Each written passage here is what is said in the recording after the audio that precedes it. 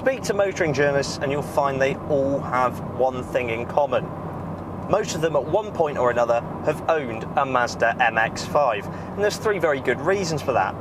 Firstly, they're very cheap. Secondly, they're very reliable.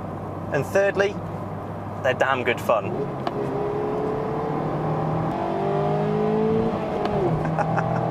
Loves to rev, loves to rev. Today we're in the brand new 4th generation Mazda MX-5, and I was unnecessarily worried before driving it. I was worried that the previous 3 generations were so good, the only place Mazda had to go was to not really surpass the previous car. How wrong was I? I will start by saying that this Mark IV Mazda MX-5 is arguably the best MX-5 there has ever been in its 25-year history. This car is actually 100 kilos lighter than the Mark III that came before it. That's amazing. In a world where cars are getting bigger and heavier and more safety equipment has to be included, Mazda have seemed to have reversed time almost and made this smaller, more compact. It feels the right size. You know, a lot of modern cars you drive today and they take up the whole lane. This is the 1.5 litre car with 131 PS or about 129 brake horsepower. There is a more powerful 2 litre option available, however we'll be driving that at a later date for a full and extensive review.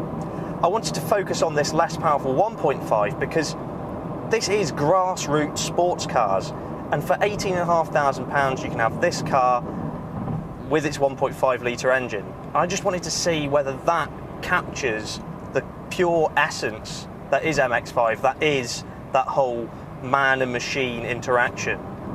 Now this new SKYACTIV engine will get you from 0 to 62 miles an hour in just 8.3 seconds, and that's largely due to how little this car weighs. Without a driver, it's less than a ton. And of course, less weight has other benefits. It means that when you throw it into a corner, it's composed, it doesn't have to worry about loads of wallowing mass. The MX-5 really does very well to control its lateral motion. The front end is so pointy, it's laser precise. And of course with rear wheel drive bringing you back round the corner and being able to apply the power that much sooner, it's an absolute joy. On the brakes, down a couple of gears, chuck it in, oh yes. This gearbox is an utter joy. Snap, snap, snap, it's like a rifle bolt. Just like previous MX-5s, they've really captured that direct connection to the gearbox. It's just beautiful to heel and toe and down change for the heck of it. Now this 1.5 litre versus the 2 litre car, you're going to have to be changing gear more if you want to make progressive overtaking manoeuvres. It does require you to work the gearbox because of obviously it not being quite such a potent engine. That is not necessarily a bad thing, considering that this whole connection and it being a driver's car is what the MX-5 is all about. The steering is really well weighted and very precise, and you can place the car exactly where you want it on the road. Tickle the throttle at the right moment and that back end will come out to play. Of course the 2 litre car has a limited slip differential, so if drifting's your sort of thing, then maybe that might be the one to go for. This new MX-5 scythes through corners like a hot knife through butter, and it's a truly enjoyable experience. You are ultimately another component of the car. It is a recipe that few other sports cars get right. Visually, the car looks fantastic. It's such a dynamic design versus what we've seen previously.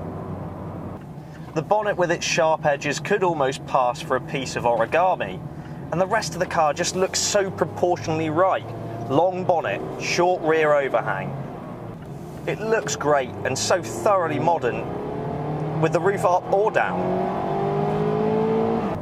Speaking of the roof, that is a masterpiece. One clip, down it goes, over your head, off you go. It's the most simple convertible I have ever come across, and it's the same in reverse if you want to put it up. If you are a convertible owner, you will know the pain of being caught out in a rain shower, particularly if you live in Great Britain. This car just, you know, it's like opening an umbrella, it's that easy. But most of all, this car just makes you smile. Just everything about it, you just feel so plugged in. Everything from the pedal weights, the steering weights, its precision. You know, it's like you almost wear it like your favourite pair of jeans. They fit just right. That's what this car's like. You feel like you steer it through your backside. It's hard to describe. You can feel everything that's going on through the car.